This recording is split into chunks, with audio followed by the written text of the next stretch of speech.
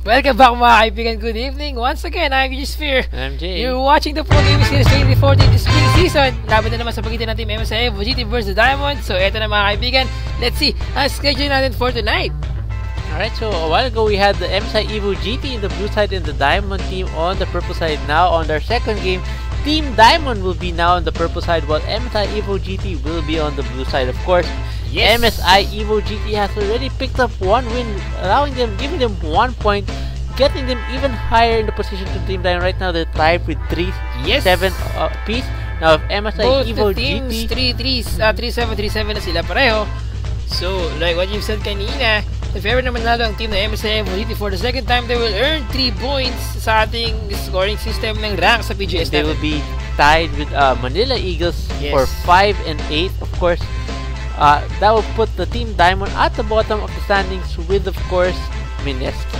Alright. Once again, Diamond versus Team MSI EvoGT. The first game na nalo sa MSI EvoGT with that performance coming from Oni in the mid lane, especially sa pag-contribute nitong si Coops sa mga gangs na ginawa kanya kanina sa mga laban. Pero mga kaibigan, game muna tayo ngayon. Can you start the game against, sa pagitan ng Team MSI EvoGT versus Team Diamond? Ito na ang pinakahihintay ng lahat. Pero ito, hinihintay pa natin. Hindi mo siya ini-start ng ating mga kaibigan. Pero, Jay, what do you think might happen sa laban ito ngayon? Well, I feel like definitely Team Diamond will have to come up with something new. Hindi na pwedeng lineup nila kanina. Of course, medyo it's a very high risk, high reward type of lineup. All bursting in. Of course, we got the Evelyn, the Annie, and of course, the Severe. Actually, looking at the lineup kanina ng Team Diamond, they are more on focus talaga kay Vayne. As you can see, any champion can just go in par with Vayne dito.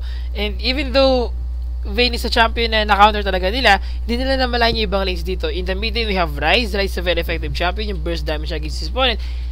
Hindi niya kagad marespondehan ng maayos yung mid lane dito. Evelyn, on the other hand, sa kanyang pagiging jungle dito for Team MSI EvoGT, Diamond, I think nagkaroon tayo ng medyo problema. I think somebody from MSI got disconnected. Of course, I'm sure they should be able to reconnect back into. There we go. So they should be able to start the game now. Again, first ban coming from Team Diamond was the Kale. Let's of course, go back I expect them to the game. Pick up that first ban again. Really interesting ban coming from Team Diamond. Like you mentioned a while ago, the intervention coming from Kale. What happened? How come the first ban came from the other side? I think something went wrong mga kaibigan sa ating they changed the banning for Team MSI EvoGT. Pero mga kaibigan, I'm sorry for the technical difficulties na nangyari for both teams. Ngayon, they have to start the game once again kasi nagkamali ng ng champion, ban dito ng Team MSI EvoGT. Yes. They supposed to ban Kill para sa kanilang lineup dito, but they banned Kha'Zix instead. Actually, I think it was MSI who banned Kha'Zix. MSI. It was just a bug na baliktad yung order ng the banning phase. Nagsimula sa MSI instead of the blue side. Of course, we know blue side is always the first one to do the ban. Either way, mga kaibigan, you are watching the Pro Gaming Series 2014 Spring Season, a match between Team MSI EvoGT versus Team Diamond. I am very sorry at nagkakaroon tayo ng delay, pero eto na mga kaibigan, let's go back to the ball game. Ayun na, so first ban again from Team Diamond is the Kale, followed by the first ban of MSI EvoGT would be the Kha'Zix. Diamond deciding to ban out Jarvan for the second time around, and of course MSI EvoGT banning out the Lulu, which is very popular now in the mid lane.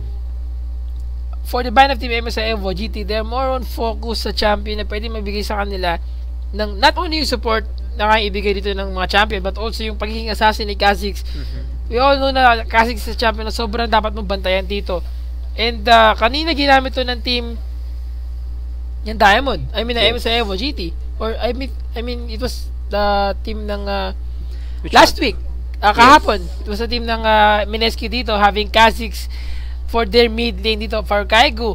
Pero mga kaibigan, looking at the champion ban of Team Diamonds, yes, they finally ban Vayne para sa huling ban nila dito. So they don't have to deal with it anymore, and of course they should be able to pick up more comfortable picks. Of course, surprisingly, Kassadin was not banned out by MSI EvoGT.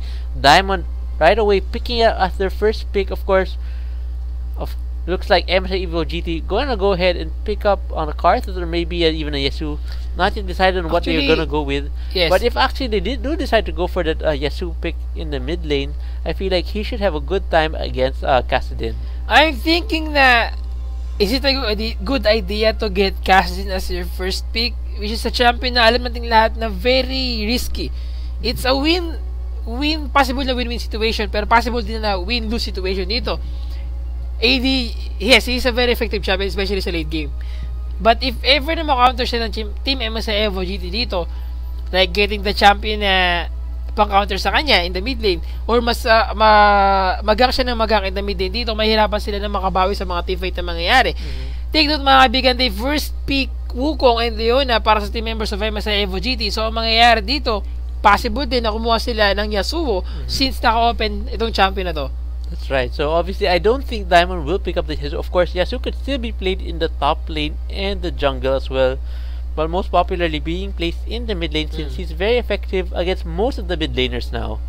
Dahil sa bukod sa isa siyang AD champion, mapapansin mo rin sa kanya na he is a champion na sobrang mabibigay ng damage output against your opponent. Kasi kaya niya masecure yung kanyang CS na maayos, kaya niya makapag-disengage na maayos. Plus the shield he gets every so many seconds whenever he generates enough flow to counter. Like if he went against Kassadin, every time the cooldown of his Null Spear came up, his shield would be up already to prevent the damage from coming in. Yes, even though ganun ang mangyayari dito in the mid lane, if ever nagamitin nila si Yasuo against against kay Kassadin, ang mangyayari dito, in the early part of the game, bago mag-level 6 siya, mananalo si Yasuo dito. Yes. Pero, possible din na manalo si Kassadin against his opponent kung magagawa niya ng paraan na mag-dominate sa mid lane. Kasi ang mangyayari dito, Yasuo can just block that Null Sphere. Yung kanyang third skill din as well. So, any skill na kaya iba to ni Kassadin against his opponent, ang mangyayari ay wala.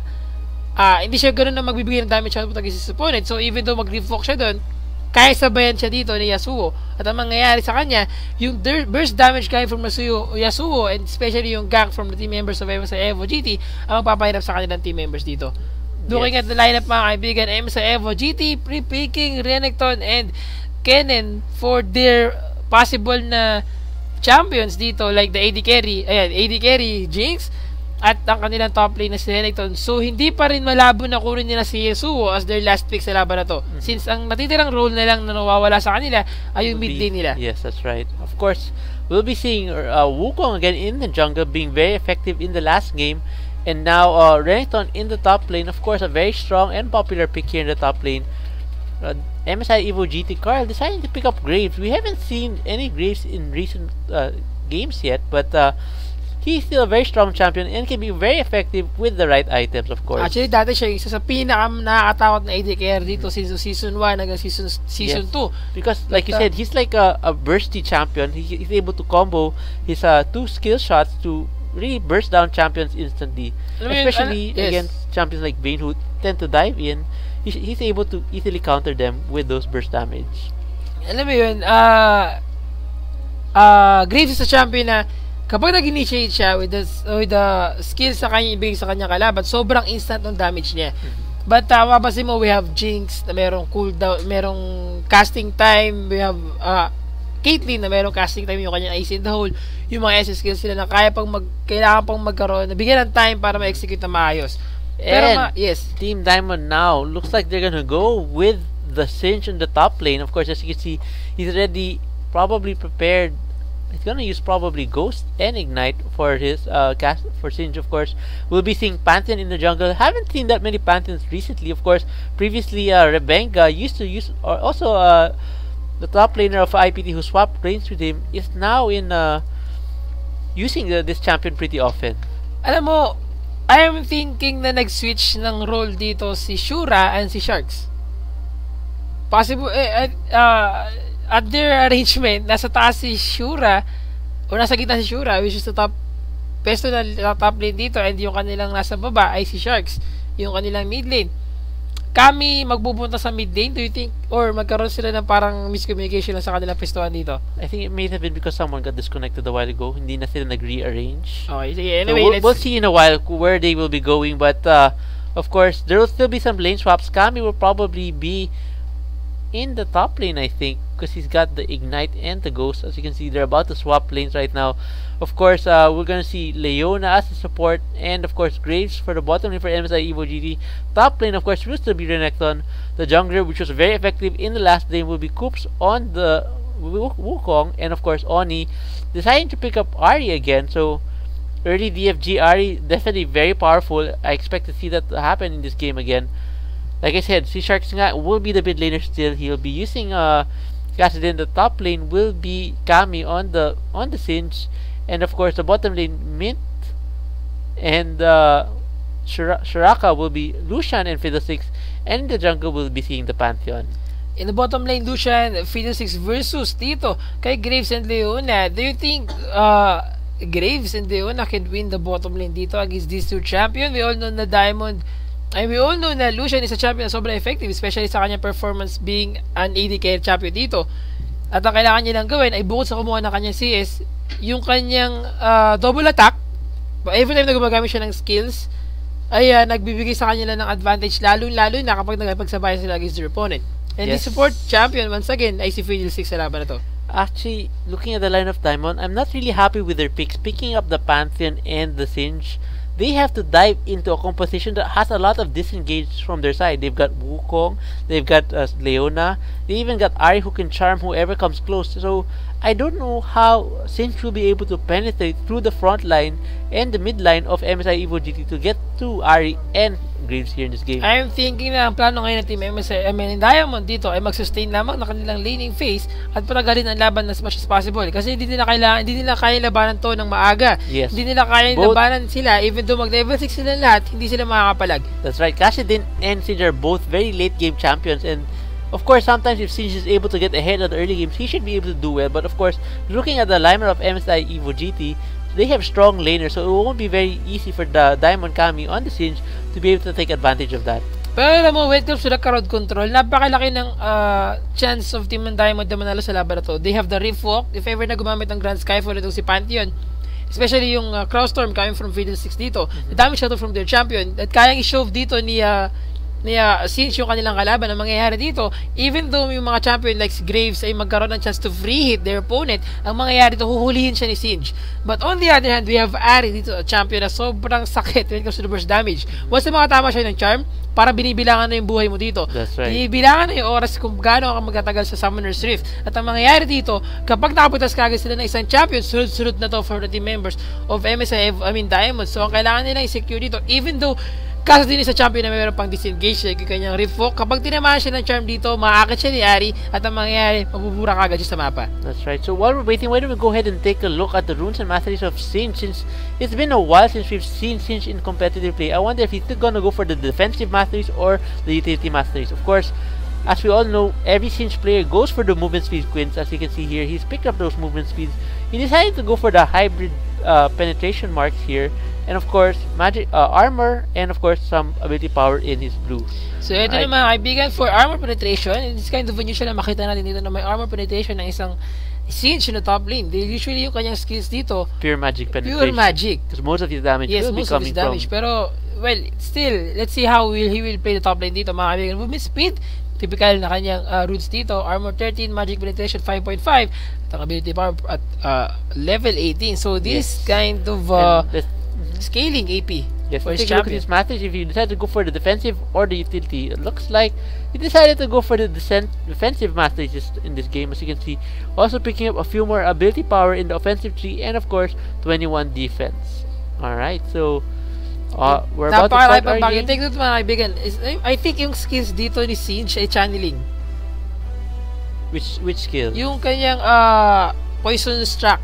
It's not channeling, but So, it's a activated ability that will keep burning until you run out of mana. and actually, if ever na magamit makakancel yata siya if ever na magamit siya ng Null Sphere. No, it won't. Is that possible? Basically, what he can't, if he gets Null Speared while it's on, he cannot turn it off. And if it's off and he gets Null Speared, he cannot turn it so on. it's possible na mangyayari dito ay if ito sabayan ni Sinch yung kanyang kalaban. But I think magkakampi pa si Cassidy sa Sinch dito. So ano pa yung pinag-aaway natin?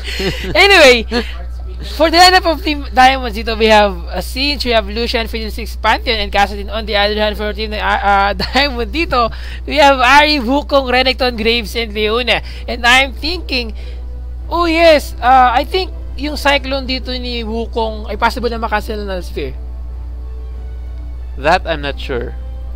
Well, let's But see. we're gonna see later. I mean, It might be similar to Sinch's channeling ability. naman eh. I don't think it's a channeling skill No, it's kasi not a it's channeling. active. I think it's like you can Sinch's- still move eh. I think it's like Sinch's ability where if once you're silent, hindi mo pwede i-stop right away. Or and hindi mo pwede i-start pag naka-silence. Of course, Well, ang gaganda ng skin na ginagamit ng players natin. So if ever you're interested in buying yung augmented Sinch skin na yan, of course, we have this new feature coming from Smart. Of course, is GameX, providing us a way for us to pick up some load during our game. Anyway, kung gusto mong bumili ng shells na hindi mo kailangan umalis sa bahay mo, hindi mo kailangan pumunta sa pila para lang makabili ng Garena shells, meron tayong e-pins from GameX, features from GameX mga kaibigan. So para makabili kayo ng shells gamit ang inyong load, just visit ebins.gamex.ph and after nun, piliin mo na ang game na nilalaro mo. Siyempre, you are playing League of Legends. And That's after mo right. piliin yung League of Legends, you're about to choose the Garena Shell denomination you want. So, kailangan mo ng epic skin. You will have 500, you will have 200, we have 100. So, after mo pumili ng iyong denomination na gusto mo, just click add to cart and after nun, you will enter your mobile number. Para lamang to sa Smart, TNT, and Sun Cellular subscribers. After mo ilagay yung mobile number mo, you will receive the confirmation code.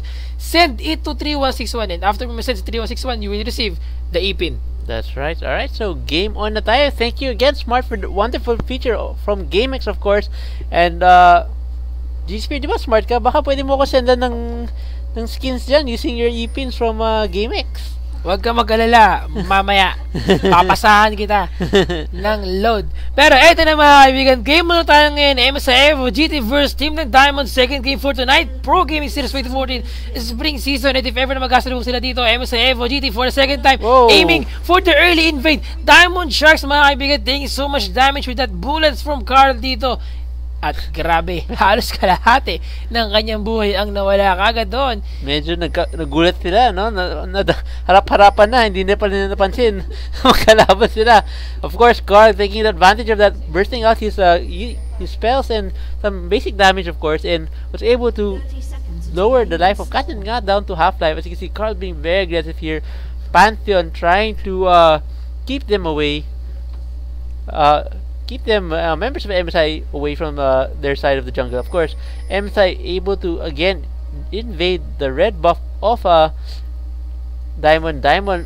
I don't think they've spotted the members here. Yes, in the ito ang bush. vision ngayon ng Team Diamond dito at ito ang vision ng Team MSI EvoGT. So they are not aware na meron champion dito na nagkakaabangan at nagkakatansyahan dito sa pagkuha ng kanilang mga buffs. Pero they saw that wards. No, they did not. Actually, almost mga kaibigan. yes, and actually it's a failed ward because it was outside the bush, so they won't see if somebody goes in from the other side. But anyway, I think it's still a good drop ng ward dito since that is only to spy on the jungle. red buff. Yes, it's effective for their team. Pero mga kaibigan, eto na, kuha-kuha ng kanilang mga jungle buff, so walang lane swap na nangyari dito. Still bottom lane ng ating AD carries at support player, at sa ating mga top lane we have ang mga solo players dito. Yes, alright. So MSI EvoGT, Coops picking up the blue buff, of course. On the other side of jungle, Marcel doing a mirror, picking up his own blue buff.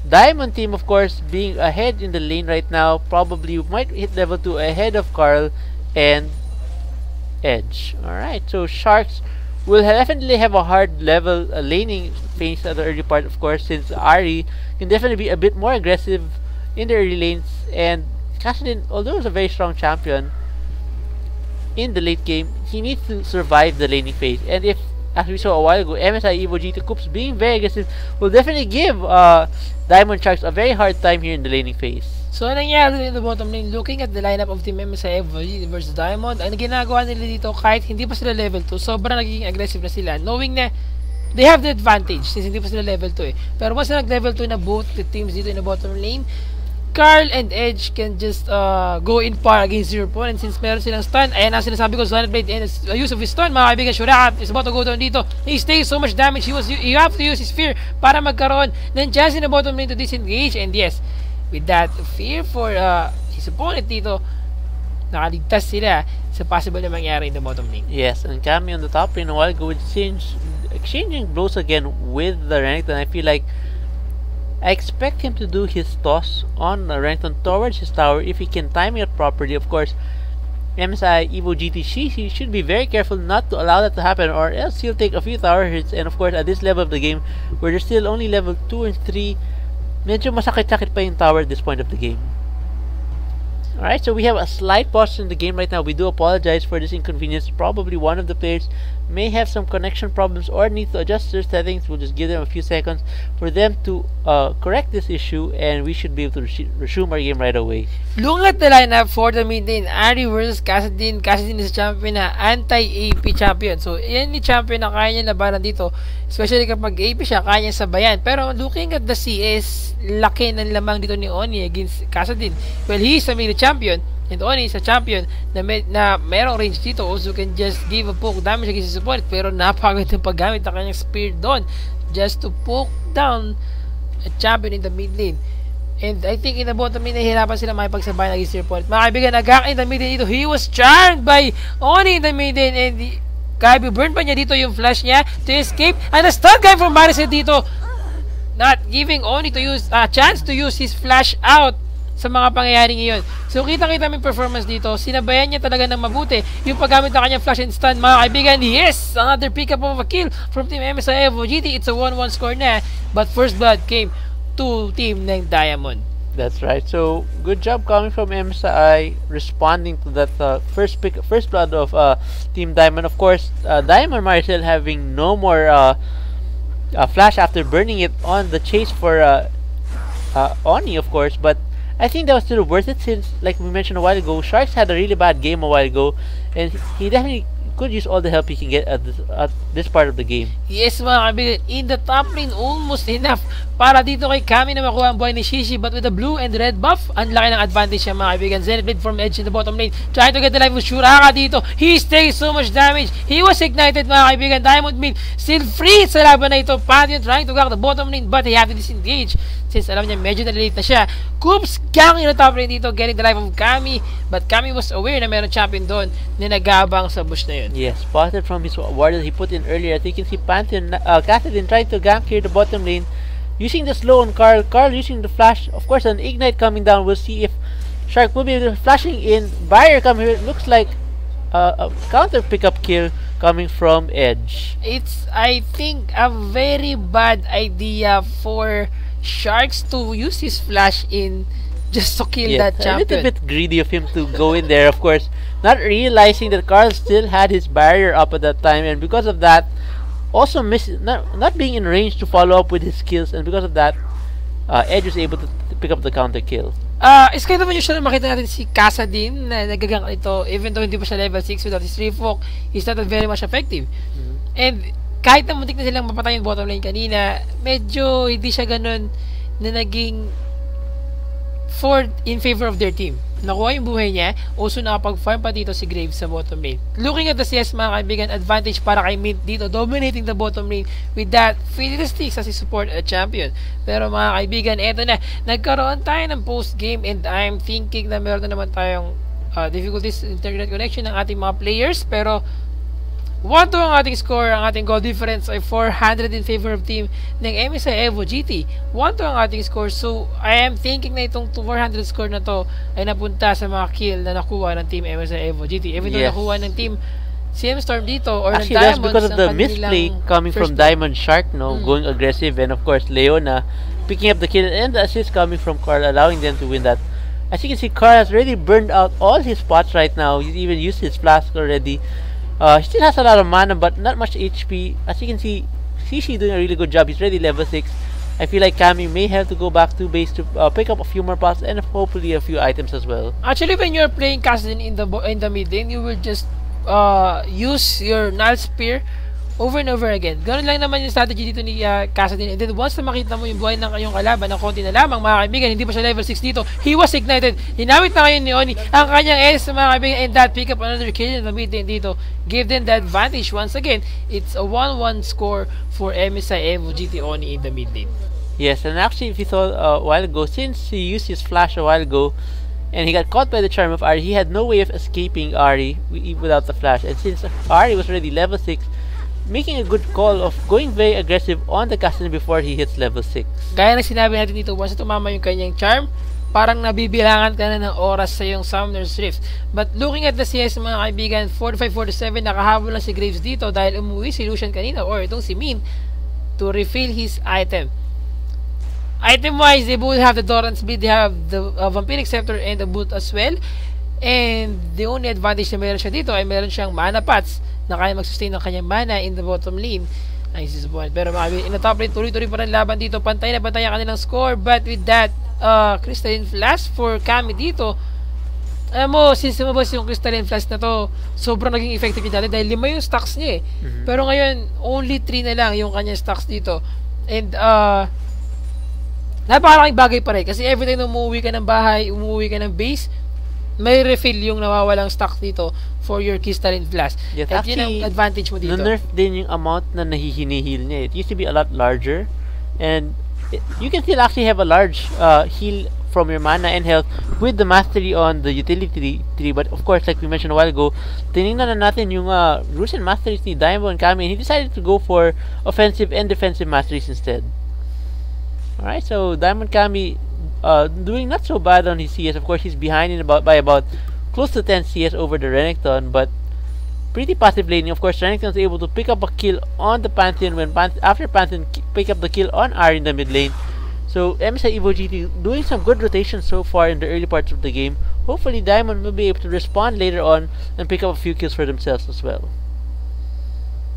Alright, now here in the bottom lane now, as you can see, Shuraka spotting out the pink ward of MSI EvoGT. MSI EvoGT deciding to put down another ward just to make sure no ganks will be coming from the bush in the bottom lane. So ito na mga kaibigan, an initiation from Sharks to the life of Oni. He was forced to use his flash out and refolk once again, mga kaibigan, from Diamond Sharks to get the life of one champion, but they have to disengage. And still they have yung kanyang spirit rush pa rin sa laban na to. But they're chasing Diamond Maricel in the jungle with that ward for their team. I think it's about time na magkakaroon dito ng battle sa loob ng Dragon Pit. Pero looking at the CS, mga kaibigan, in the mid lane lamang si Ahri dito with around 20 or 19 CS against his opponent dahil sa nangyayaring advantage dito for Ahri. Not only yung gank na nangyari kanina or yung gank coming from Wukong kanina, but also yung kill na nakuha niya nung pinatay niya dito si Kassadin in the mid lane. That's right. Alright, so Ahri definitely leading in CS right now. Kassadin, although picking up first blood, made a few mistakes. Of course, there was a ward there. They're able to catch out Coops. Wow, mga kaibigan, with the use of that invisible, he was about to escape, but mga kaibigan, they're chasing Sharks dito with the last hit come from Oni. They got the life of Diamond Sharks, but mga kaibigan, last hit once again from Team Diamonds dito, getting the life of one champion in the jungle. MSI EvoGT Oni was about to go down, but they can't chase this champion, and he is trying to stall team members sa MSI EvoGT, I mean Diamond, but still a kill for their team. MSI EvoGT, Shishi goes down in the top lane. Very good job for Team Diamond. 4-4 na ang score natin. 500 goal difference in favor of the team ng MSI EvoGT. That's right. Alright, so looks like MSI EvoGT in the lead in terms of push here in the bottom lane. Kami with that clutch burn from his poison trail onto Renekton was really a good job. As you can see, the Crystalline Flask being effective on the Singe here. Looks like MSI EvoGT might be able to take out this bottom third unless the Lucian and looks like a Pantheon will do his grand Skyfall, mga kaibigan. Mandrop in the bottom lane, stunned. Si Karl ngayon dito, he have to use Solar Flare. Maricel taking so much damage and he can respond very well. Walang magawa dito ng Team Diamond. And as Sky from Shura dito, he have to use his Crowstorm or Crowstorm, mga kaibigan, in the bottom lane. And yes, they pick up another kill. It's a 1-1 score. At dahil doon, MSI EvoGT, Karl have to disengage in the bottom lane.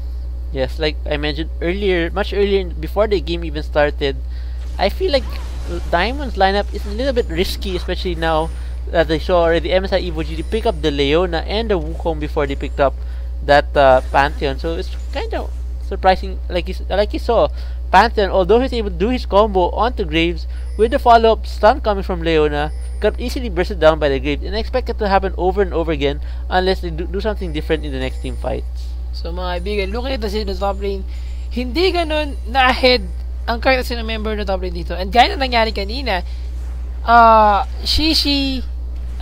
si Kami against si Supponent ay talagang lumalaban against kay Shishi dito. And kanina nakita natin dito sa laban ng MSI EvoGT versus the Diamond na siya lamang nakakasabay sa laning phase. Pero ginakna kayo ni MSI EvoGT, itong mid lane Diamond Sharks goes down na talagang nakafocus ng sobra ngayon ang team ng MSI EvoGT ganking the mid lane, and he can't respond very well. Hindi siya makagawa ng kalaan dito, even though ginamit niya yung kanyang refok para mag-disengage.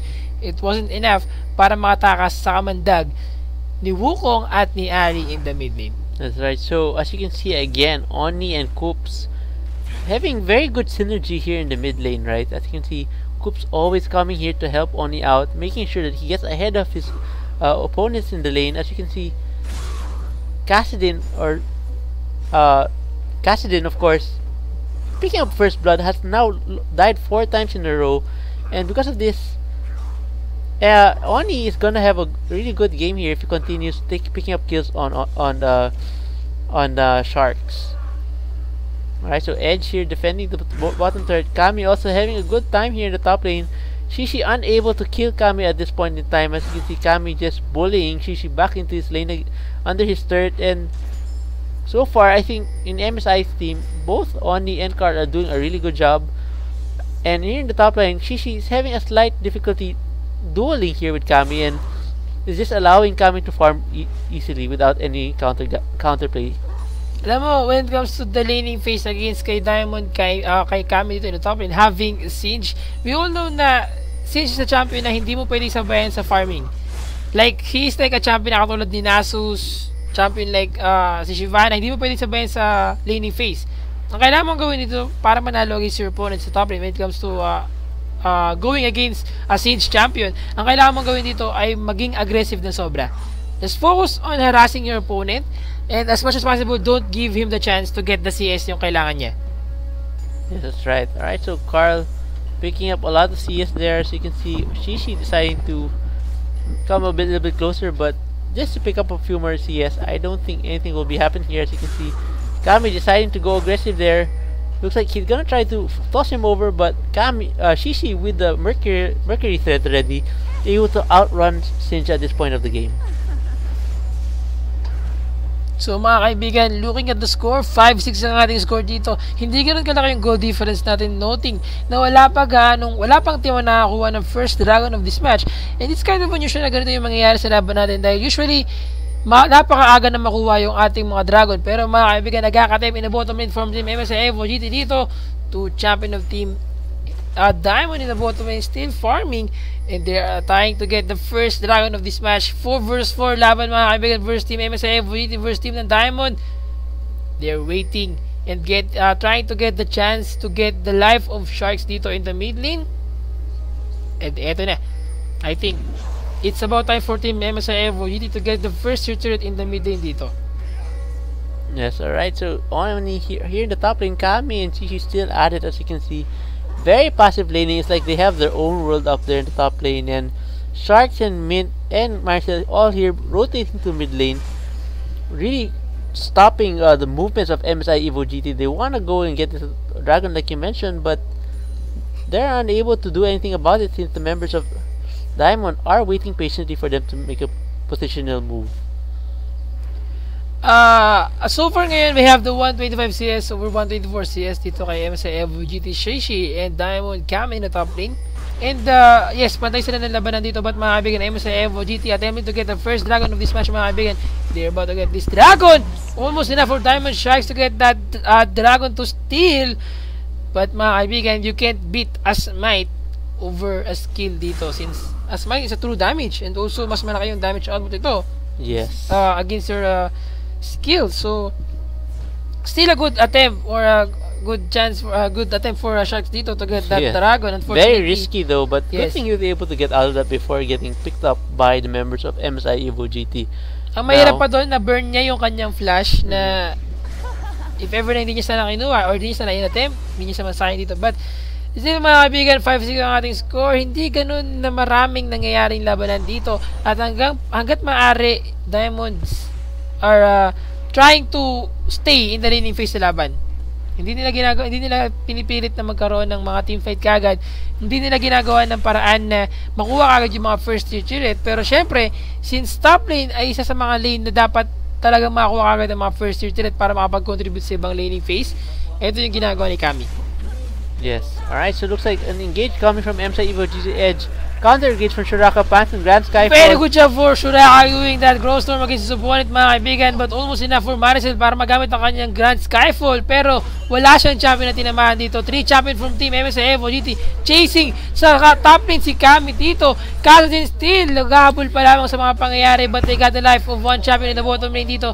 They are still chasing Kami in the top lane. Grabe, napakatagal na pag-stall dito. At ang ari pong boy ni Oni. Oni goes down with that burst damage from Sharks dito.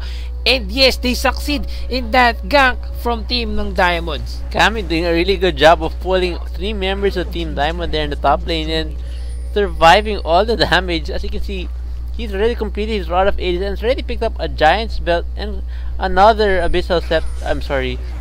Another Rod here, and because of that, he's able to out-duel all 3 members there and surviving the damage coming from the 3 members of MSI EvoGT.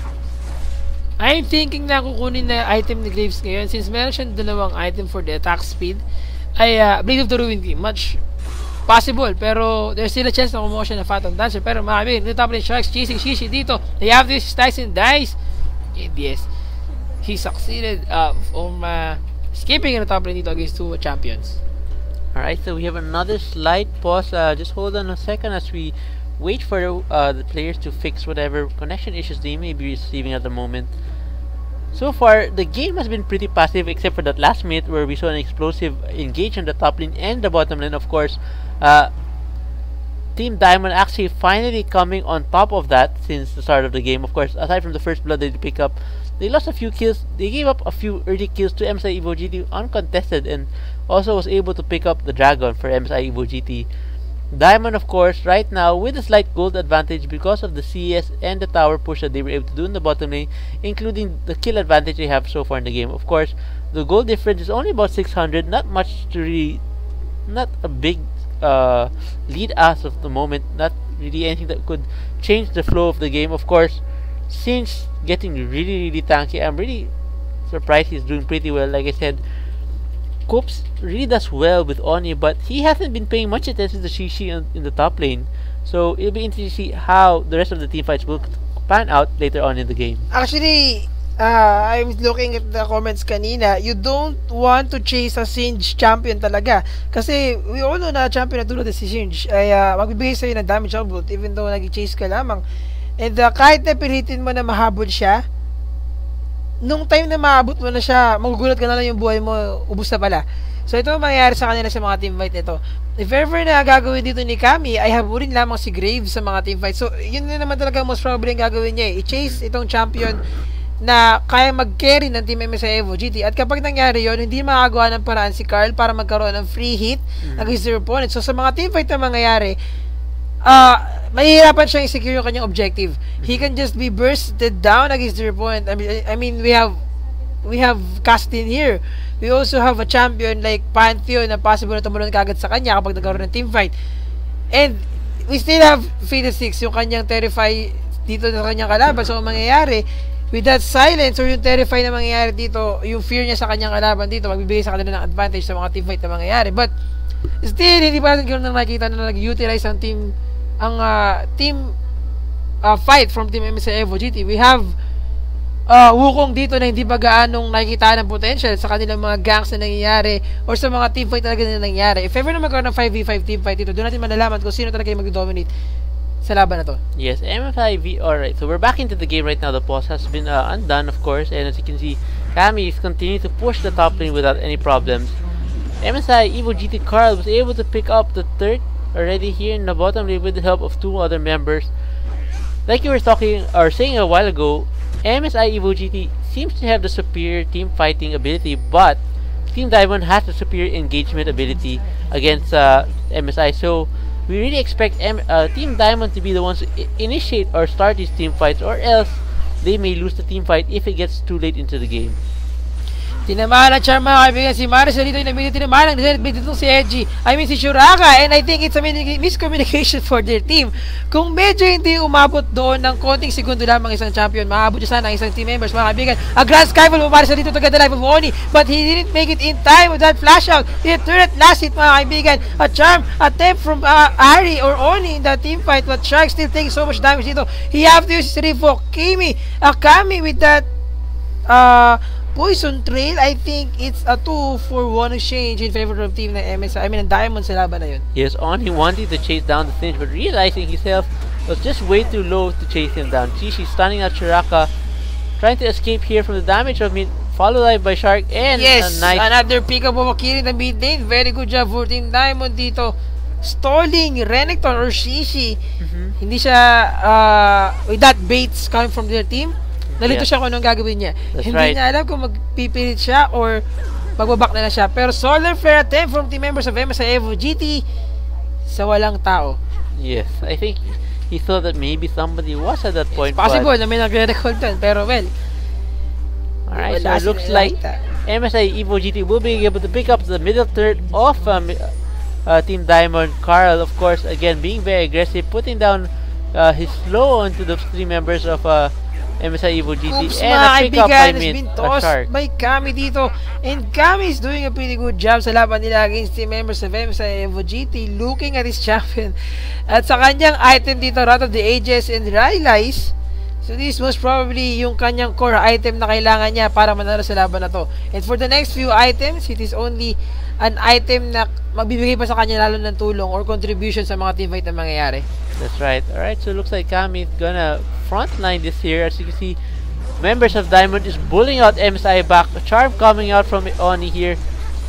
Toss coming from he was Kami. Shot down mga kaibigan for the first time. He got down mga kaibigan from the members of the MSI EvoGT dito. Double kill for Shishi. Hindi nila pinapansin si Shishi dito. He is having a hard time against his opponent. And Cyclone once again from Coops. And nahuli nila si Shuraka dito in the mid lane. At sobrang tagal nilang nag-commit doon sa laban na yun. And I think yun ang naging problema for Team Diamond kaya sila natalo sa laban. Medyo nagkaroon sila ng naging overcommit sa laban na yun. Yes, so like just we talked about a while ago Diamond having the stronger initiation, but at the end of the day MSI EvoGT have a stronger team fight, especially if it's an extended team fight. And that's just how it goes to show you that MSI EvoGT, as long as they can keep the team fights long and extended and burst down Kami fast enough, they should have no problems winning those team fights. Grand Skyfall mga kaibigan, I am thinking, wow, very good job for Maricel dito with that steal just in time. Makuha. Also a 1 kill for his champion. Sobrang nakakagulat. Yes, actually, worth it siya, worth it. Actually, we all know na meron kang time to wait yung Grand Skyfall dito. Not only that, talagang sakto eh. Pagka-drop niya, that use of his might, also yung to stun Graves. You can do that ng normal na tao lamang. It's very good job for Maricel dito. Very worth it. Good trade for himself. Yes, picking up the kill and the dragon for this team. Actually, I think that's the second or third dragon of the game. And because of that, like we mentioned, dragons now provide more gold the longer the game goes. So definitely a good pickup coming from Pantheon. She's still having problems to deal with Kami. He doesn't actually have enough burst damage to chase down this Kami, and really requires the help of probably Ari to take down Finch here in the top lane. Eto na mga kaibigan mo, kung magkakaroon ng team fight dito, 4 vs 5 champion, 4 vs 4 champion, papunta pa lamang si Grace, papunta pa lamang si Pantheon para mag-responde sa laban na to. And I'm thinking na mahihirapan ang team ng MSI EvoGT dito na mag-secure since sobrang inihiwalay-hiwalay nila ang team members dito. Mga kaibigan, initiate na from the members of Diamonds dito, getting the life of Shishi. Napakaganda pag-toss mga kaibigan, napakalaking pag-toss. Dominus has been popped out at sobrang damage shot mo. Solar Flare from Edgy dito, trying to respond in that team fight for Team Diamond, but they can't do anything and they have to disengage sa laban na yun. Yes, and actually that's a really good also initiation coming from Renekton. I was surprised that Kami was still able to toss over Renekton, on the last second as he was doing his slice and dice to escape from them. Here we see Marcel going 1-on-1 with Oni. Oni using his Spirit Rush to go around Marcel. It looks like he should be able to pick up the skill over Marcel. One more hit, mga kaibigan, to get the life Yes. of one champion in the mid lane. Yes, MSI EvoGT Oni succeeded getting the life of one champion in the mid lane. Cyclone, mga kaibigan, is burned from Copes dito. Chasing two champions of Chasing team. Marcel here, Oni rather, and then Very good easy job pick for up. Sharks dito with that Reef Walk. And just in time, we got the life of one champion of Team MSI EvoGT. They're chasing two champion, mga kaibigan. Kami still dominating this team fight. And yes, napatagal na team fight ang nangyayari dito. Yes, Diamond definitely not wanting to give up this game to MSI EvoGT. Since MSI EvoGT did pick up the first win of the game, Kami teleporting in a very risky position right now, but luckily he was able to get out of get into safety before members of MSI EvoGT was able to engage on him. Alright, so we got two members of Diamond exiting their base really quickly, of course, with the home guard boots already in place. Shark clearing out here a pink ward in the bottom lane. Shishi, of course, trying to still push here the middle lane, and Diamond looking at the kills right now, or the goal we can see that Team Diamond has about a 3.2k gold lead over MSI EvoGT. Looking at the vision of team members of MSI EvoGT, ito lang nakikita nila. Hindi sila ganun na nagiging defensive sa laban. They're most probably going for the aggressiveness na usually hindi mo makikita kapag nalulugi ka sa laning phase. And ito naman ang vision ng Team Diamond. So, gaya na sinabi natin kanina, guys, sa makita sa playstyle nila, they're most likely going to focus sa kanilang pagiging aggressive sa laban na to. At binabantayan nila ang buong mapa ng Team MSI EvoGT kung may makakapag-responde ba sa laban na to, kung may makakapag-responde ba sa ganks from the team members of the Diamond. Alright, so looks like MSI EvoGT are now grouped up here to defend their middle third here, their last outer third here in the middle lane. Of course, Team Diamond looks like are still clearing out their jungle camps here. Both Pantheon and Lucian are still far behind. Kami probably just waiting for them to join them here in the team fight, and we should see another explosive team fight happen any second now. Yes, ito lang hinihintay nating team fight na mangyayari ngayon. Ito yung makapagbago ng laban. If ever na manalo team ng MSI EvoGT dito, they can still turn around this match. Pero if ever na manalo na naman ng Team Diamond, I think mas lalaki palalo yung kanilang item advantage against their opponent. But still, MSI EvoGT trying to stall this game in the mid lane. And as much as possible, hindi sila gagawa ng way para sila yung mag-initiate ng team fight dito. Ang gagawin lamang nila ay just stay sa kanilang turret, secondary turret in the mid lane para bantayan yung kanilang tower dito. That's right. Alright, so MSI EvoGT now grouped up here in the middle lane, trying to push here the mid lane. As you can see, Shishi here being the attack of MSI EvoGT, forcing Sharks to move backwards, and they're just waiting for their minions to get back here. Members of Team Diamond are right now all over the place, and of course, as you can see, they're trying to collapse into the members of Team MSI EvoGT. Sharks trying to stop the minion wave, of course, with the help of Shuraka here. There we go, MSI EvoGT moving over to the Baron Pit, placing down some wards, clearing out the wards of Team Diamond, not spotting any wards from Team Diamond. Right now, I think Team Diamond doesn't have any wards near the Baron Pit, but they have a lot of wards in the blue jungle, or the jungle side of MSI EvoGT near the blue camp. That's Skyfall, mga kaibigan. From Pantheon dito, you have to bump out yung kanyang Dominus trying to initiate the team members of Diamonds dito with that Solar Flare. 2 champion of Team Diamonds got caught, pero mga kaibigan, nahuli na dito si Shuraka. And yet again, Kami taking so much damage. MSI EvoGT Oni with the Spirit Rush. He got the life mid, successfully killed. Only dito mga kaibigan, you have to use flash in para makuha ang buhay ni Graves once again. And with that, it's a 4-4-2 exchange in favor of team ng Diamond. And I think Mid doing a really good job there. Yes. Very mechanically skilled player, was able to out-mechanically play the 3 members of MSI EvoGT, picking up a triple kill, and looks like they'll also be able to pick up the middle third here in the mid lane. Alright, actually Sharks actually almost going down there, and also Kami with the splash damage coming from Gabe's ultimate, but luckily only one member of MSI Team Diamond was got killed by that. That was Shuraka, of course, on Fiddlesticks, and Sharks now in a very risky position here, clearing out the pink ward near in the bush here in the jungle of MSI EvoGT. When you're using a jungle Pantheon dito, tama yung ginagawa ng Team Diamonds. They're going for the early initiation lagi. Sila lagi dapat yung mauna. Pero mabigla silang smite a good steal from Shishi dito, getting the life also of Kami. And I think medyo hindi magandang idea yung pagkuha ng Dragon na yun since wala silang jungle na kasama. That's right. So anyway, Kami now already with a Thornmail, Rod of Ages, and of course the Rylai Scepter, including picking up of course Mercury Threads. I'm not sure what's gonna build next, but definitely it's gonna be another tanky item. He's pretty tanky at the moment, but I feel like he'll probably need a little bit more armor, probably a Sandfire Cape or another item that might help him. He actually sold his tier, if I'm not mistaken. Right, so Baron attempt coming from MSI EvoGT. Pantheon dropping his Grand Skyfall, drops into the team's members of MSI EvoGT, picking up 1 kill. Another kill, triple kill for Pantheon, including, looks like they're gonna go ahead and try to finish out the Baron. As you can see, mid Sharks chasing down Edge right now, putting down a pink ward. Edge nowhere to go. Easy pick up for Diamond Sharks. He is more than enough to kill one champion of the team sa kanilang laban na to, and I think they got the Baron. Also, an ace for the team of MSI EvoGT, so napakalaki din ng advantage sila sa laban na to. And I'm thinking sa item nitong si Graves, do you think it's a good idea na kumuha siya ngayon ng Bilgewater Cutlass? We usually saw Graves dito. Yes, he got this Bloodthirster dito. Do you think it's a good idea na unahin niya yung kanyang Bloodthirster or yung kanyang Blade of the Ruined King? Well, both of the items are very good anyway, since both of them provide lifesteal. I guess the reason why I didn't go for the Blade of the Ruined King in the early phase, since there aren't really that many champions. There aren't any champions in MSI EvoGT that would really chase him like Jax. Most of them are tanky champions from MSI EvoGT are combo based, so he should be able to safely dash out even without the Blade of the Ruined King. Alright, so Diamond Mint there with Shuraka thinking of trying to steal this blue buff, but MSI EvoGT, Oni and Koops are together, so I don't think it's a very risky play if they decide to go and engage them there. 26-17 ang ating score, 9 score ahead of ang team members of 11 score ahead ng team members of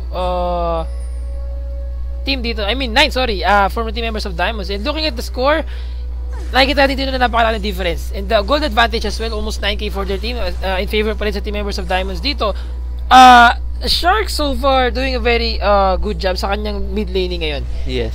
Gaya na sinabi natin dito, even though manulugi siya sa laning phase, yes, he can just dominate yung late game dito. And just Rift Walk and then use yung kanyang first skill, yung Null Sphere niya, and then yung kanyang third skill dito to give a damage up against your opponent. At mahirapan sila mga pag-respond din na maayos. Yes, but even though he's doing a pretty good job now, he still has to be a little bit careful, since I noticed he's still catching a lot of those skill shots coming from Oni. So as long as he can keep avoiding them properly, especially in those critical moments, he should be able to carry or help his team carry to a victory. Actually, ngayon nakikita natin na nahihirapan si Oni na i-survive yung kanyang yung mga teamfights na nangyayari against your opponent. Pero mga kaibigan, ginamit na ngayon ang Talisman of Ascension para mag-initiate from the members of Diamond, getting the life of Shuraka. But with that bush, narang dito. Grand Skyfall natin mga kaibigan from the team members of MSI ay mga kaibigan, Diamond dropped in mga kaibigan in that team fight dito, and wave walk once again from Diamond Shark. He's taking so much damage dito. 2 champion of team MSI EvoGT goes down, 3 champion na ngayon, and they're getting the life of Shishi. Also Koops goes down. It's an ace for the team, and now no champion from team Diamond ang nakuha. Yes, Pantheon doing really good Skyfall there. This is the 3rd Skyfall in the game where it's actually effectively isolated MSI or trapped MSI EvoGT in a bad position, and because of this, I think MSI Diamond might be able to close out this game, since they're already breaking both 2 inhibitors, the top and middle, and they have a large minion wave from both the middle and the top lane. As you can see, there's still about 4 to 7 seconds life counters on MSI EvoGT, and it looks like it's gonna be a 1-1. Tatapusin nila ang laban na to. Very good job for Team Diamond, securing another win for the team of Diamonds against team ng MSI EvoGT. So hindi na ganun kasama yung naging performance nila kanina sa pagbawi nila sa laban nila sa araw na to. Yes, so congratulations to both teams today for picking up both 1 win apiece, of course, and 1 defeat as well. So looking at the standings, Team Diamond will still be in the ahead of MSI overall by 1 point, putting them in the 4th position in the ranking. So congratulations to Team Diamond. Of course, MSI EvoGT still need to pick up a few more wins to avoid getting dropped to relegations in the next season. So again, congratulations to both teams for picking up one win. Hopefully they'll be able to perform a little bit better in their next game so they can catch up with the leaders in the PGS. Looking at the match stats mga kaibigan, we are seeing na sobrang naging dominance ngayon. Itong si Kami in the top lane, and laya na sinabi natin lagi, I would give the MVP award to him. Pero, well, in the top lane, ginawa din na niya ng parahan against the opponent dito. He survived the top lane, he survived the laning phase, pero hindi niya nakaya na masabayan itong si Singe pagdating sa mga late game na. And with that item alone, actually, kaya sinabi natin yung core item dito, Rod of the Ages, yung kanya Rylas Crystal Scepter, almost enough mga kaibigan to secure the objective of shoving a champion from team members of MSI EvoGT dito. Even si Carl, hindi siya magkaroon ng chance ng free hit dito. Kasi ang ginagawa, once na mag-Grand Skyfall, ito si Pantheon, he would chase a champion like halimbawa si Ari or any champion na kaya niya patayin kagad. Yes, actually I feel like Maricel was actually more of the key player here with his Grand Skyfalls, ice trapping MSI several times in the team, including the Skyfall where he picked up the Dragon Steel and a kill, including the time he did his Skyfall on the members of on the Baron pit, allowing them to pick up the Baron and ace the team twice. So good job to Team Diamond on the second game. Congratulations again for picking up one win today, and good job from both teams as well. So before we end our show, of course, we'd like to thank Smart again. Of course, they have this awesome feature they brought to us, introducing GameX, allowing us local summoners to buy summoner shells using the GameX feature. GG.Sphere, can you tell me more about it, please? Yes, para magkaroon tayo ng chance to buy a Garena shells using your mobile phone number, loads, you can just visit events.gamix.ph, and then after mag-visit ng events.gamix.ph, makikita mo doon may mga choices of game ka na pwede mong piliin. You will choose League of Legends. After mo piliin yung League of Legends, you will choose the shell denomination you want. Example, gusto mo ng 20, gusto mo ng 50, gusto mo ng 100. Click add to cart after nun. And then you are about to enter the mobile number na meron ka. Siyempre, only Smart, TNT, and Sun Cellular subscriber ang pwedeng makagawa dito. That's right. And after mo i-click yung add to cart, ilagay mo yung mobile number mo, and then you will receive the confirmation code. Send it to 3161 and you will receive the e-pin na kailangan mo. E-pins for GameX. Thank you very much, GameX.ph, sa napakagandang feature para sa ating mga gamers. That's right. And of course, thank you also to Razy for providing our headsets, our keyboards, and mouse for this season for the pro players to play on. Alright, so that's about it. Of course, before we go, if you want to make pabati, you can put your pabati here in our Twitch chat. We will read it out to you. But before that, of course, GG.Sphere, is there anybody you'd like to say hello to? Yung mga friends and families or whoever who might be watching you now? Unang-una sa lahat, maraming salamat sa lahat ng mga sumusuporta, sa lahat ng mga nanonood ng Pro Gaming Series at Garena Premier League 2014. I'm GG.Sphere, and gusto ko nga pala magpasalamat din sa lahat ng mga players na patuloy na nagbibigay sa akin ng advice to improve my shotcasting skills, and also yung mga nakakaduo ko lagi sa rank games. And also, I don't usually play rank na nagduduo ako, pero lagi ako nagsosoloy. Pero yun nga, again, happy birthday nga pala sa aking kapatid na si Angel. I love you very much, aking kapatid. Bunso namin yan. 10 years old na siya ngayon, and more birthdays to come. Tapos marami pang wishes. Maya na yung gift ko pag uwi ko sa bahay. Wow. Okay. Happy birthday to the kapatid ni GG.Sphere, of course. Also, thank you to the LPH admins, LPHM admins who are always tuning in. Thank you for your support as well. We'd also like to thank all the summoners who participated a while ago in the PGS Aram game. Of course, we'll have another game next Sunday. So don't forget to go to our PGS website, facebook.com, PGS, our Pro Gaming Series. Please like and share.